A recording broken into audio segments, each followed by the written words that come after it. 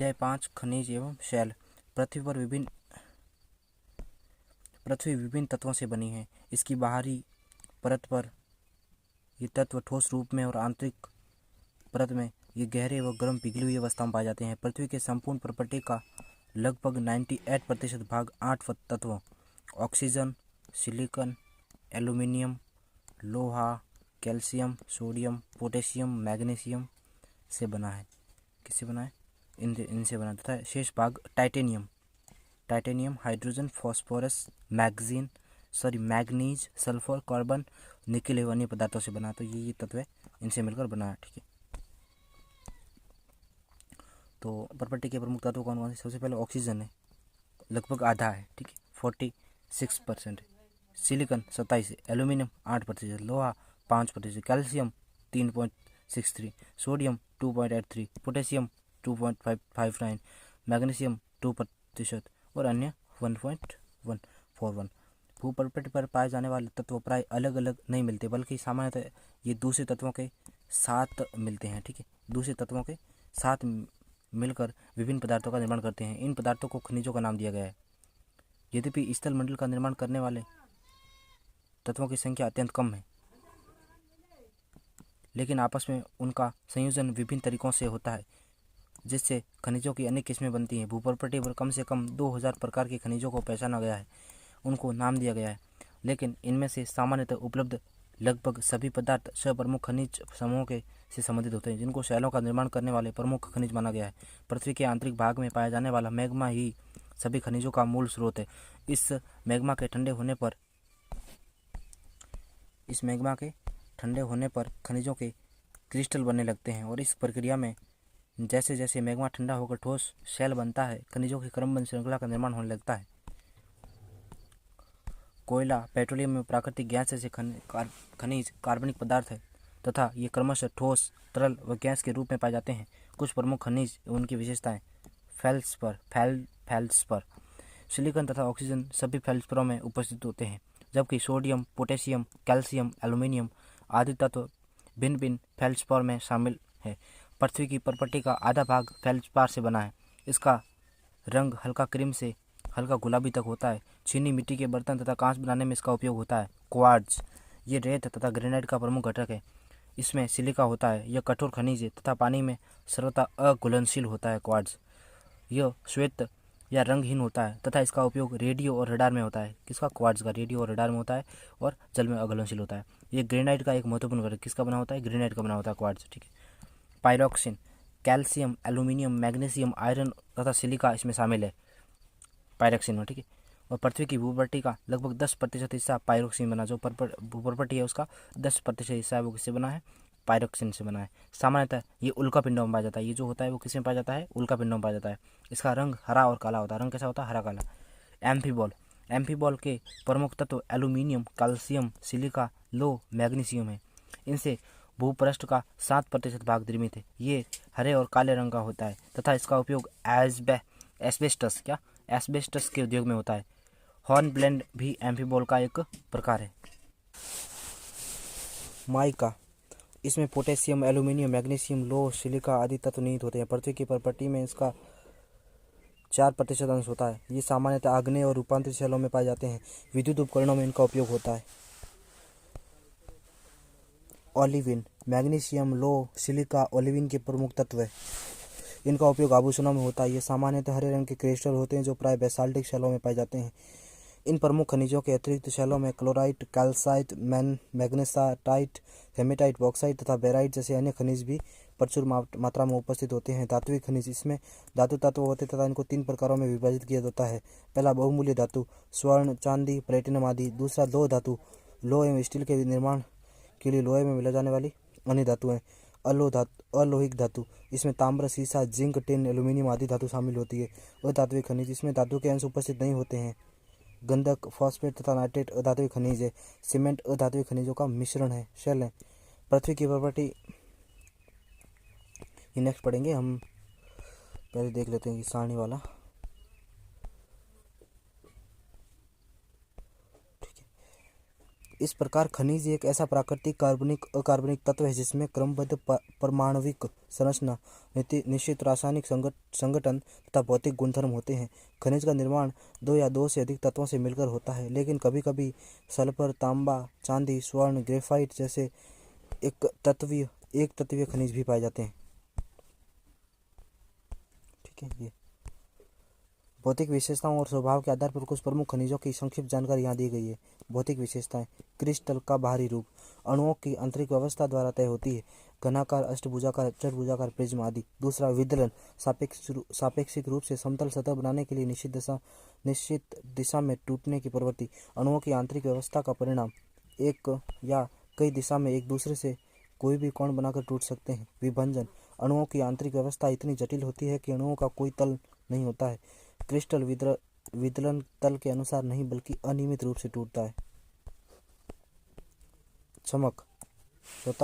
चमक। रंग के बिना किसी पदार्थ की चमक। प्रत्येक खनिज की अपनी चमक होती है, जैसे मेटेलिक, रेशमी, ग्लासी आदि। रंग। कुछ खनिजों के रंग उन्हीं परमाणविक संरचना से निर्धारित होते हैं, जैसे मेलाकाइट, एजुराइट, कैल्सिपायराइट आदि। तथा कुछ खनिजों में अशुद्धियों के कारण रंग आते हैं। उदाहरण के लिए, अशुद्धियों के कारण क्वार्ट्ज का रंग श्वेत, हरा, लाल, पीला हो जाता है। धारियाँ। किसी भी खनिज के पिसने के बाद बने पाउडर का रंग खनिज के रंग या अन्य किसी रंग का हो सकता है। मेलाकाइट का रंग हरा होता है और उस पर धारियाँ भी हरी होती है। फ्लोराइड का रंग बैंगनी या हरा होता है, जबकि इस पर श्वेत धारियाँ होती है। पारदर्शिता। प्रकाश किरणें इस प्रकार आर पार जाती है कि वस्तु सीधी देखी जा सकती है। पारभासी। प्रकाश किरणें आर पार जाती है, लेकिन इसके विस्तृत हो जाने के कारण वस्तु देखी नहीं जा सकती। अपारदर्शी। प्रकाश किरणें तनिक भी आर पार नहीं होगी। उसके बाद 8वां, संरचना। प्रत्येक क्रिस्टल की विशेष व्यवस्था महीन, मध्यम अथवा खुरदरे पिसे हुए तंतुयुक्त पृथक करने योग्य अपसारी विकिरणकारी है। उसके बाद 9वां, कठोरता। सापेक्षिक प्रतिरोध का चिन्हित होना। 10 चुने हुए खनिजों में से 10 तक की श्रेणी में कठोरता का मापना। ये खनिज है talc, gypsum, calcite, fluorite, apatite, feldspar, quartz, topaz, corundum, हीरा। उदाहरण के लिए इस तुलना में नाखून 2.5 है तथा कांच या चाकू की नोक 5.5 है। आपेक्षिक भार। दी गई वस्तु का भार तथा बराबर आयतन के पानी के भार का अनुपात हवा एवं पानी में वस्तु का भार लेकर इन दोनों के अंतर से हवा में लिए गए भार को भाग दीजिए।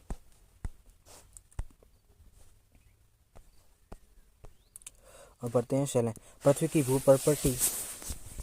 प्रॉपर्टी शैलों से बनी है। शैल का निर्माण एक या एक से अधिक खनिजों से मिलकर होता है। शैल कठोर या नरम विभिन्न रंगों की हो सकती है, जैसे ग्रेनाइट कठोर एवं शैलखड़ी नरम है। गैब्रो काला तथा क्वार्ट्जाइट दूध या श्वेत हो सकता है। शैलों में खनिज घटकों का कोई निश्चित संगठन नहीं होता है। शैलों में सामान्यतः पाए जाने वाले खनिज पदार्थ फेल्सपार तथा क्वार्ट्ज है। शैलों एवं स्थल आकृतियों तथा शैलों एवं मृदा में निकट संबंध होने के कारण भूगोल शास्त्री को शैलों को मौलिक ज्ञान होना आवश्यक होता है। शैलों के विभिन्न प्रकार है। पेट्रोलॉजी शैलों का विज्ञान है एवं एक पेट्रोशास्त्री शैलों के विभिन्न रूपों का अध्ययन करता है, जैसे खनिज की संरचना, बनावट, गठन, स्रोत, प्राप्ति स्थान, परिवर्तन एवं दूसरी शैलों के साथ संबंध,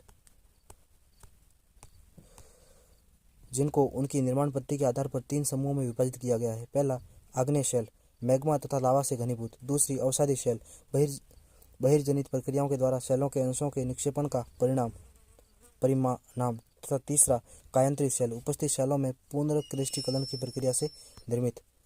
आग्नेय शैल। चूंकि आग्नेय शैलों का निर्माण पृथ्वी के आंतरिक भाग के मैग्मा एवं लावा से होता है, अतः इनको प्राथमिक शैलें भी कहते हैं। मैग्मा के ठंडे होकर घनीभूत हो जाने पर आग्नेय शैलों का निर्माण होता है। इग्नियस लैटिन भाषा के इग्निस शब्द से बना है, जिसका अर्थ होता है अग्नि होता है। मैग्मा के विषय में तो आप पहले ही जानते हैं कि जब अपनी ऊपरगामी गति में मैग्मा ठंडा होकर ठोस बन जाता है तो ये आग्नेय शैल कहलाता है। ठंडा तथा ठोस बनने की प्रक्रिया पृथ्वी की परपल्टी या पृथ्वी के सतह पर हो सकती है। आग्नेय शैलों का वर्गीकरण उनकी बनावट के आधार पर किया जाता है। इसकी बनावट इसके कणों के आकार एवं व्यवस्था तथा पदार्थ की भौतिक अवस्था पर निर्भर करती है। यदि पिघले हुए पदार्थ धीरे धीरे गहराई तक ठंडे होते हैं तो खनिज के कण पर्याप्त बड़े हो सकते हैं। सतह पर आकस्मिक शीतलता के कारण छोटे व चिकने कण बनते हैं। शीतलता की मध्यम परिस्थितियां होने पर आग्नेय शैल को बनाने वाले कण मध्यम आकार के हो सकते हैं। ग्रेनाइट, गैब्रो, पेग्माइट, बेसाल्ट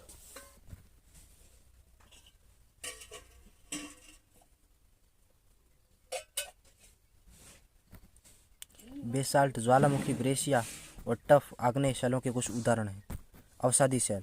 अवसादी अर्थात सेडिमेंट्री शब्द की व्युत्पत्ति लैटिन भाषा के शब्द सेडिमेंट से हुई है, जिसका अर्थ है व्यवस्थित होना।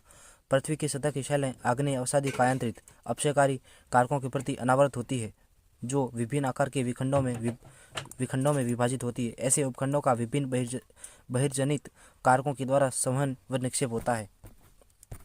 सघनता के द्वारा ये संचित पदार्थ शैलों में परिणत हो जाते हैं। ये प्रक्रिया शिलीभवन लिथिफिकेशन कहलाती है। बहुत सी अवसादी शैलों में निक्षेपित परतें शिलीभवन के बाद भी अपनी विशेषताएं बनाए रखती है। इसी कारणवश बालुकाश्म शैल जैसी अवसादी शैलों में विभिन्न सांद्रता वाली अनेक सतहें होती है।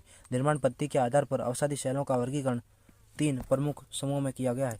यांत्रिकी रूप से निर्मित, उदाहरणार्थ बालुकाश्म, पिंडाशिला, चूनाप्रस्तर शैल, विमृदा आदि। कार्बनिक रूप से निर्मित, उदाहरणार्थ कीजराइट, खड़िया, चूनापत्थर, कोयला आदि। तथा रासायनिक रूप से निर्मित, उदाहरणार्थ शृंग, प्रस्तर, चूनापत्थर, हेलाइट, पोटास आदि।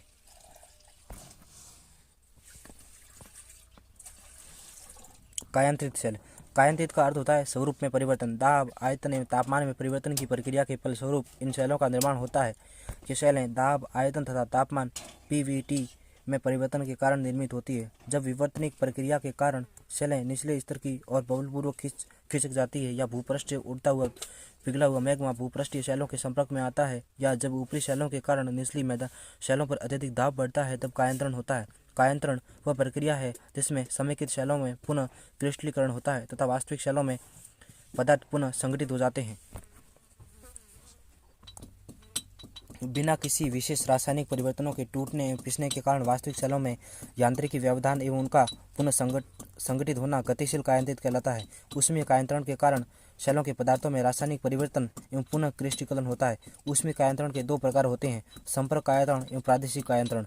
संपर्क रूपांतरण में शैलें गर्म ऊपर आते हुए मैग्मा तथा लावा के संपर्क में आती है तथा उच्च तापमान में शैल के पदार्थों का पुनः क्रिस्टलीकरण होता है। अक्सर शैलों में मैग्मा अथवा लावा के योग से नए पदार्थ उत्पन्न होते हैं। प्रादेशिक कायांतरण में उच्च तापमान एवं दबाव, इन दोनों के कारण शैलों में विवर्तनिक दबाव के कारण विकृतियां होती है, जिससे शैलों में पुनः क्रिस्टलीकरण होता है। कायांतरण की प्रक्रिया में शैलों के कुछ कण या खनिज सतहों या रेखाओं के रूप में व्यवस्थित हो जाते हैं। कायांतरण शैलों में खनिज अथवा कणों की इस व्यवस्था को पत्रण, फोलिएशन या रेखांकन कहते हैं। कभी कभी खनिज या विभिन्न समूहों के कण पतली सी मोटी सतह में इस प्रकार व्यवस्थित हो जाते हैं कि वे हल्के और गहरे रंगों में दिखाई देते हैं। कायांतरित शैलों में एक ऐसी संरचना को बैंडिंग कहते हैं तथा बैंडिंग प्रदर्शित करने वाले शैलों को बैंडेड शैल कहते हैं। कायांतरित होने वाली वास्तविक शैलों पर ही कायांतरित शैलों के प्रकार पर निर्भर करते हैं। कायांतरित शैलें 2 प्रमुख भागों में वर्गीकृत की जा सकती है, पात्रित शैल अथवा अपत्रित शैल। पट्टिसामीय, ग्रेनाइट, साइनाइट, स्लेट, शिस्ट, संगमरमर, क्वार्ट्ज आदि रूपांतरित शैलों के कुछ उदाहरण हैं। शैली चक्र। शैलें अपने मूल रूप में अधिक समय तक नहीं रहती है, बल्कि इनमें परिवर्तन होते रहते हैं। शैली चक्र एक सतत प्रक्रिया होती है जिसमें पुरानी शैलें परिवर्तित होकर नवीन रूप ले लेती है। आग्नेय शैलें प्राथमिक शैलें हैं तथा अन्य अवसादी एवं कायांतरित शैलें इन प्राथमिक शैलों से निर्मित होती हैं। आग्नेय शैलों को कायांतरित शैलों में परिवर्तित किया जा सकता है। आग्नेय एवं कायांतरित शैलों से प्राप्त अंशों से अवसादी शैलों का निर्माण होता है। अवसादी शैलें अपखंडों में परिवर्तित हो सकती है तथा ये अपखंड अवसादी शैलों के निर्माण का एक स्रोत हो सकते हैं। निर्मित भूपृष्ठीय शैलें आग्नेय, कायांतरित एवं अवसादी प्रत्यावर्तन के कारण पृथ्वी के आंतरिक भाग में नीचे की ओर जाती है। भूपृष्ठीय पत्रक के आंशिक अथवा पूर्ण भाग का संकरण पत्रक प्लेट कन्वर्जेंस के क्षेत्र में अन्य पत्रक के नीचे चले जाते हैं तथा पृथ्वी के आंतरिक भाग में तापमान बढ़ने के कारण ही ये पिघलकर मैग्मा में परिवर्तित हो जाते हैं, जो आग्नेय शैलों के मूल स्रोत है। ये अभ्यास प्रश्न है, ये मेंस प्रैक्टिस के लिए कर सकते हैं आप यहाँ से। नेक्स्ट चला टॉपिक अगले वीडियो में करेंगे। Thank you.